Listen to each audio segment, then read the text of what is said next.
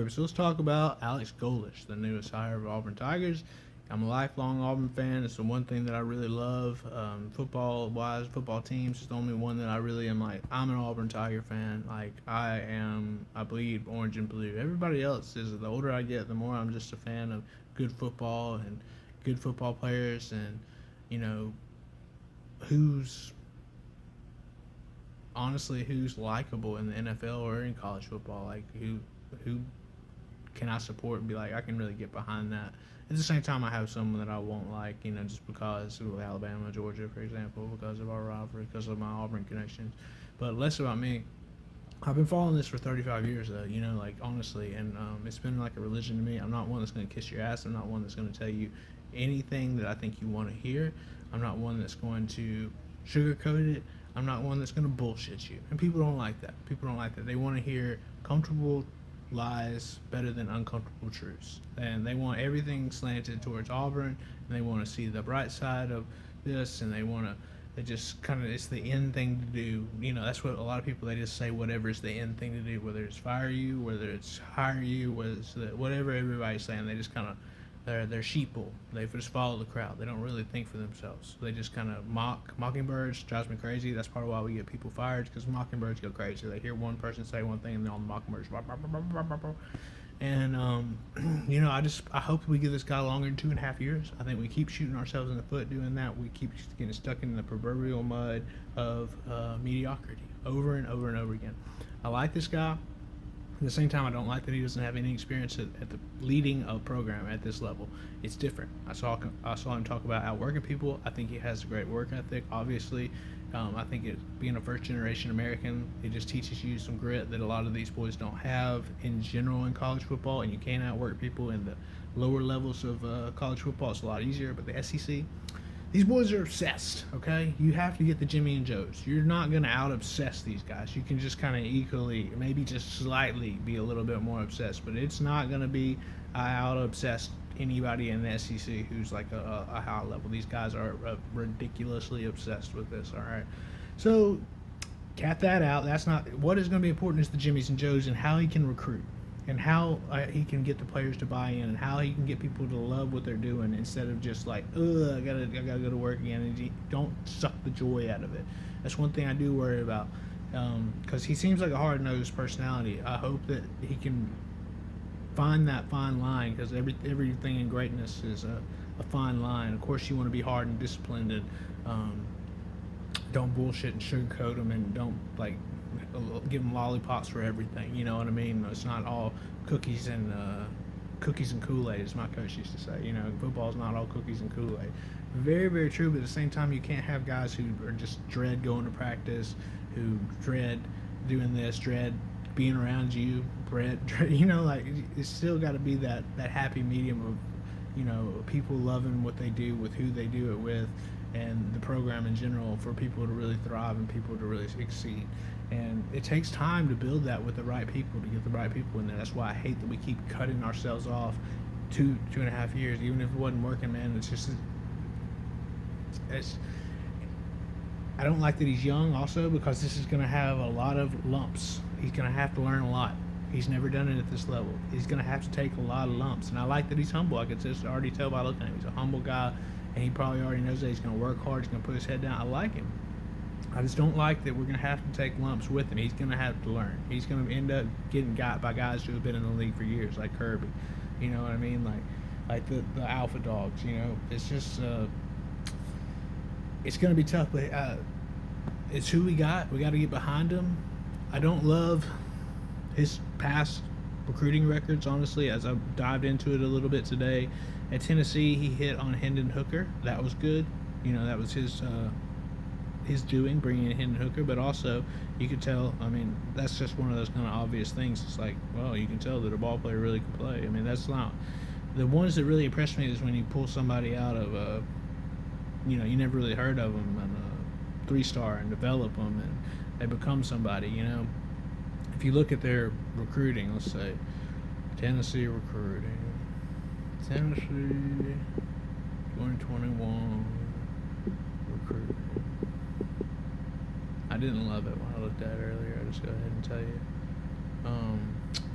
Caden Soller, you know him. He went to end up going to Liberty, ended up being kind of a flop, honestly. I mean, yeah, he's all right.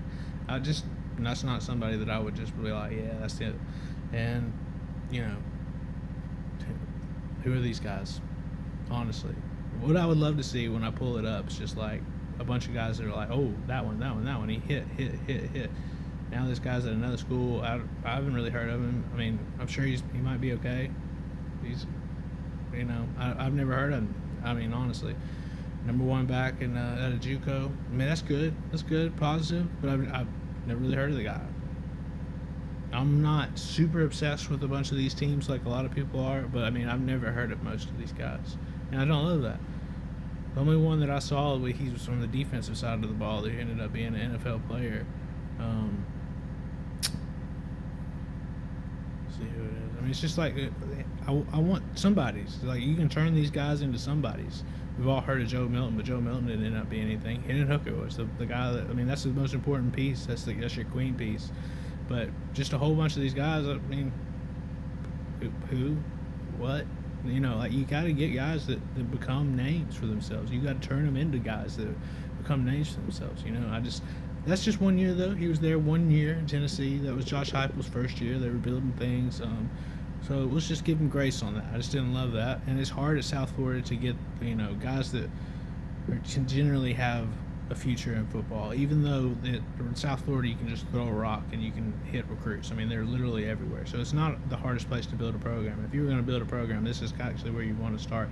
So he's actually working with a fertile ground, we could say. So winning in a bad conference with fertile ground, with a lot of these schools that don't have fertile ground, is not that impressive. And that's where it's like, everybody just gets obsessed with winning, and they don't really look at the what causes the winning. Like a fertile ground, and a lot of these schools not having fertile ground, them actually having a football program, then they're actually pretty committed to it, versus all these other teams that are, they're just kind of lukewarm about football. South Florida is actually, they try to do things because they have all this fertile ground. They're like, maybe we should, try to do things. There's a lot of love for football in the South, blah, blah, blah. And I know this is college football. Not everybody's going to go pro, especially not at USF. It's about how the teams play together, and I've watched his teams, and they played Alabama tough, for example.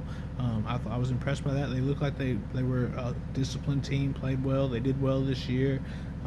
He was getting the most out of some of these guys, but I'm just not seeing a ton of it. None of these guys are really hitting like, oh wow, look at that. Like, I mean, okay, this is this year. That's why I've never heard of them. Okay, sorry. I'm not a perfect person either. Let's just go on to, when did he come over? Was it 2023? Let's see. Let's make sure we get this right.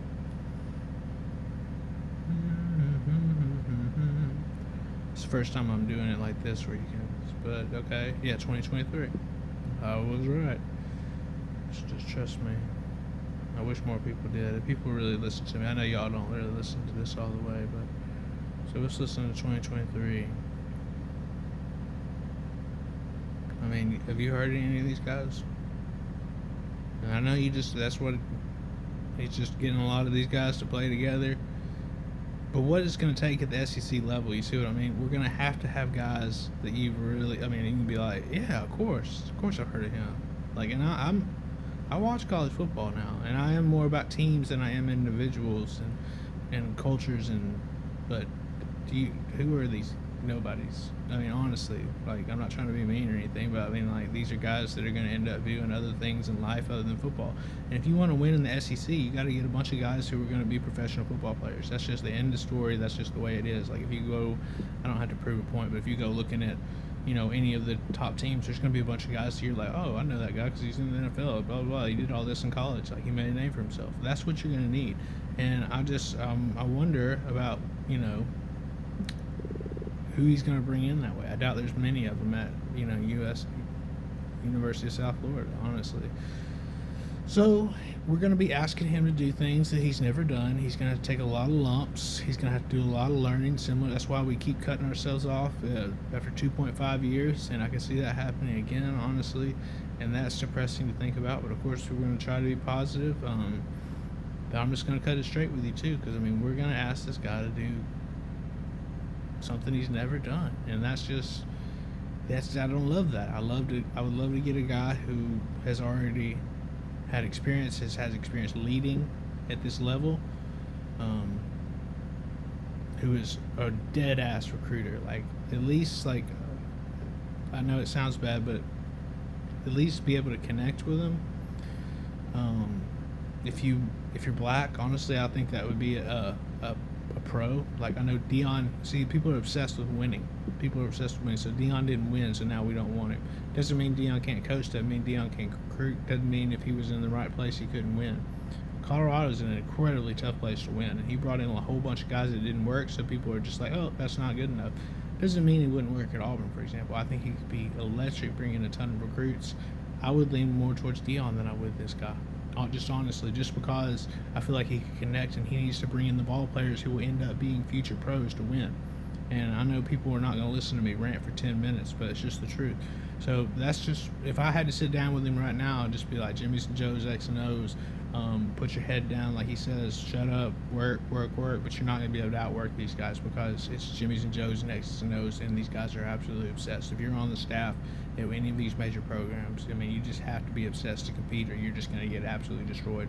And that's what a lot of people don't realize. Kind of with what Hugh was struggling with in a way. Like I just don't know if he was absolutely obsessed. He's a little bit entitled. He's been in it too long. He's kind of lost his fire.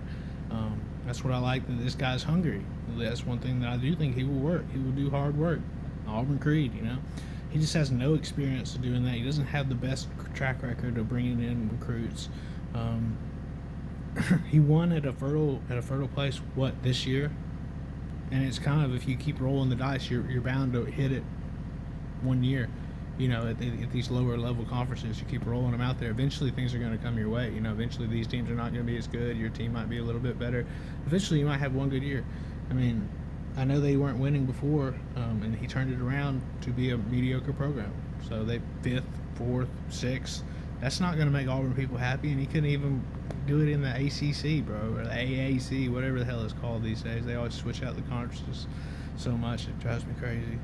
But, you know, I guess that's why I would say a C+ hire overall. I'm going to try to get behind it, man. We'll see what he can do. I'm interested in the coaching staff he brings, because that's going to be so important. That's why I was interested in John Gruden, because I feel like you have to have a certain amount of gravity as a coach to be able to bring guys in. And most guys, and unless you're like really in the coaching circles, they're not going to be like, oh yeah, I want to go work for Alex Golesh. Honestly, he's only 41 years old. That's why I like an older coach in a way, but you want one that still has that fire in him. They're really hungry. You don't want a Jimbo of the world that's already done the things. I feel like he's lost his. You know, you just lose that certain edge like that you need. You know, but I'd rather have Jimbo, honestly, because it's just like I feel like he can have those certain gravity to pull guys that we need they're going to, because you can't do it all. I don't care who you are. You cannot coach every single position as well as it needs to be. You got to have a lot of good staff around you. Nick Saban, for example, showed us that. I mean, like, Nick Saban is not Nick Saban without his staff, without his people to help him. He always put together incredible staffs. That's why they won so much. And the gravity of the coach to pull the staff is just an overlooked thing, and what makes a program successful, and just getting guys, like I said, who have a future in football, who are going to make a name for themselves, who we can really work with, who love football. Because, like, the problem with a lot of these 3-stars and whatnot, like, they probably could be at least a 4-star if they really, really, really loved it. That's where it's hard to get to find those guys, and the guys that do excel are 3-stars who kind of late bloomers, who really do love the game, who can really make this their life. It's because you don't play football as like an actor, like so a lot of people do. Like, this is something they do. This is like an actor of their life. This is just a little part of their life. They play football. They're a player of football. And then there's people that make it their life who are the football players. That's the guys that you want. That's like, I am a football player. That's one of the greatest compliments you can give a guy, to say, man, that boy is a football player, and he just makes football plays because he's a football player. He lives, breathes, and dies football. You know, those are the guys that you want, and those are the guys we're going to be competing for. And I'm just not sure that honestly, if I was just unbiased, of course, these days of the NFL, if I was just some kid and Alex Golesh came into my living room versus a lot of these big name coaches, who would I be more impressed with? I mean, Alex can really pitch it, I'm sure, but who would you be more impressed with? It is the name. It is as much as I hate it, perception is reality. So we need to get a good perception going, obviously, with him. And, you know, at Auburn is one of the toughest places to win. People don't want to hear that. It really is, because especially this year or this decade, because of Alabama and Georgia just dominating, and the fan base being so quick to kill you. They're so quick. I mean, they'll be calling for your head in 2.5 years. Guarantee it. Bet. You lose a few bad games. You lose badly to people, you're gone. So, you know, I don't love it. He's been in the coaching world since 2003. He's pretty young, so he's been doing this his whole life. I do like that he's a football guy. He's into the culture. Very interesting that you would come from Moscow and all that with $400 and end up being in the football world. I would love to hear more of what really got him into the football world, and what made him fall in love with it, what made him do all this. What's your why? You know, why is this your thing? I would love to know that some more, because I feel like that's important too. Is it the clout? Is it just the glory? Or do you really love developing young men? Do you really love leading? You know, I just would like to know more about him. Honestly, I don't know it all. I'm willing to, of course, I have to give him a chance. We'll see what happens. I think Cohen, with what he had, the choices that he had, this is the most suitable hire for people to like. Auburn people are not angry, but at the same time, I think we all are cautiously optimistic and probably a little bit pessimistic deep down inside too, but it's not what you want to show out there, you know. But I would have been happier with someone like Gruden that I feel like can bring in weight, even Jimbo, even. It's tough because all the good, some of the best candidates all got extended. But we could have gone after Clark Lee, for example, who's really impressed me, who's done it in the SEC, who's built a staff up there. And I know they got Pavia and Stowers who are making him look good, but it's so much deeper than that. And at least he got those guys. He was smart enough to go out and say, hey, these guys can really play, and brought them in. We should have done that. We did not. So, we shall see. We shall see. But, you know, he's coached under some good coaches. He's from a pretty decent coaching tree, I guess you could say. I'm glad he learned under Heupel. But, you know, to say that he was responsible for that offense, who was incredible, it was. But he was offensive coordinator, was incredible that year. But to say he's responsible for that is a little bit, I mean, that's just kind of half truth. It's like being the offensive coordinator under an offensive coach like Josh Heupel. It's like saying that if Hugh Freeze was good, you know, that Derek Nix is a genius because Hugh Freeze was calling the plays and Hugh Freeze was running the offense. Hugh Freeze was calling the shots, and then being like, man, Derek Nix is great. But Derek Nix was actually pretty damn good after, after Hugh left. It was almost like Hugh was holding him back. So hopefully he can be humble enough to let his coaches coach if they're better than him. You know, not just be like, I got to do it because I'm the guy. You know, blah blah blah. So because he's going to be a leader. He's going to be a CEO of a much bigger franchise company, whatever you want to say, than he's ever dealt with. There's going to be so much he has to learn on the fly. It's just the way it is. That's why I don't really like people with no experience, because we're going to have to take those lumps with him, and that's just the way it is. And hopefully we can stick with him long enough where he could have success. But if we cut bait after 2.5 years like we usually do, it's just going to be another one, and we're just going to be continually spinning our wheels in the mud of mediocrity, as I say. You know, it's how connected it. You know, that everybody got super mad about Brian Harsin not being connected to the coaches in Alabama. I think this guy could connect with the coaches of Alabama, but at the same time, I mean, he's not connected to the coaches of Alabama, not for real. What has he ever done to be connected with the high school coaches of Alabama? Nothing. Yeah, it's just not my guy, man. I would have gone with John Gruden, but hey, he is my guy now. I'm rooting for you. Don't think with all this real talk that I'm not rooting for the guy. I think he's a likable character.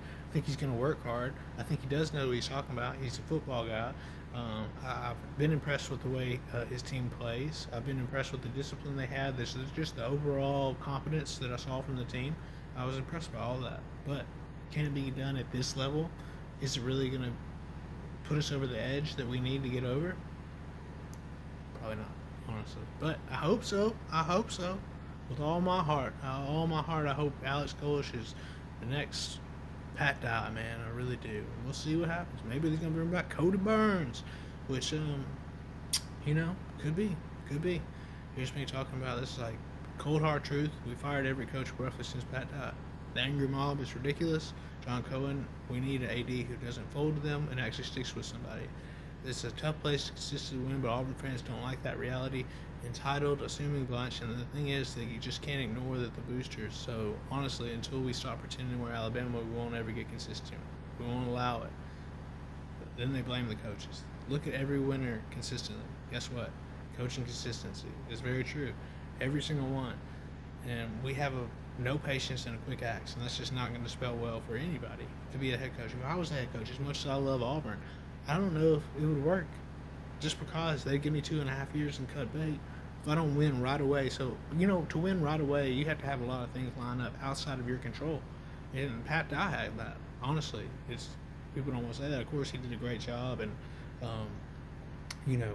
ran a good program, and he learned under, a Bammer. He's over at Alabama first, and one of the greatest to ever do it, Paul Bear Bryant, and he was able to have gravity to pull people. They had a damn good staff. He had a competent football program. He had a nose football program that worked in the 80s. Obviously, had a little NIL before NIL. Like that's what you needed to compete at that day. And he also came in at a time where it was possible for Auburn to basically strong hand a lot of these players and strong hand a lot of these teams that didn't have the same resources or commitment at the time. It's a different time, but there was an opportunity for Auburn to seize there, and we did. So that's what I'm saying. Like, you have to have the opportunity, and the opportunity is not really there as it was back then because of Alabama and Georgia's success, because of LSU putting in so much money, Texas, Oklahoma, Tennessee up on the rise. Florida's trying to get it together, so they got the recruiting bed down there that is just ridiculous. It's just like Auburn is. It's harder for us to get the upper hand now, and that's just the way it is. So, I love that Gruden could bring in a staff, but apparently if he didn't want to do it for real, or if he didn't have that fire in his belly to really do it, even though he said he was interested, we don't want him. I would understand that. Even though I think that he could bring in a great staff, I do love the way he coaches. I think he has a great football mind. I think he can go into living rooms and impress kids. That's really important to be able to have more gravity than the next guy. That's important too. There's just so much to it. There's so much to building the program and being finding that happy medium of being a hard-nosed, disciplined coach, but also having a place where people love to be and people want to be and people don't leave. Like a lot of Auburn players have been recently.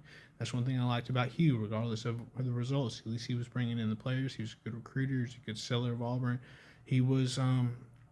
I wasn't in there, but I mean, it seemed like the players really loved the culture. But also, whenever what are they going to tell you? They're not going to tell you the truth. Honestly, they're always just going to tell you what you want to hear. A lot of times, like the defensive players this year say they loved, when Durkin was the coach. Keldrick Fox said it was his best 4 weeks of his life. And that's important. I mean, if you want the people, especially your alpha dogs, to be, loving life, loving who they're working with, loving who they're playing for. All the things. It's a tough, fine line. That's why people struggle to do it. It's why it's so hard to do. And people treat it like it's just another 9 to 5, and it's not. It's not something that's just, they treat it that way, where it's just, where if you don't get the results, you're gone. Like, that's just like a 9 to 5. But this is something that's like a long process, honestly, and it's something Auburn doesn't have the patience for. We can't stand to hear our rivals talk about us negatively. We let Alabama fans get in our heads. We compare ourselves to Alabama and Georgia constantly, which steals our joy. We're like, why can't we be like them? Blah blah blah. Instead of being the best Auburn that we can possibly be. It's just a toxic place. The older I get, the more I see exactly why we are not winning. It's because of our own selves, and that's just the truth. So, War Eagle Auburn family, not always from the womb to the tomb, but I'm just telling you the truth and what I believe, and call it like I see them.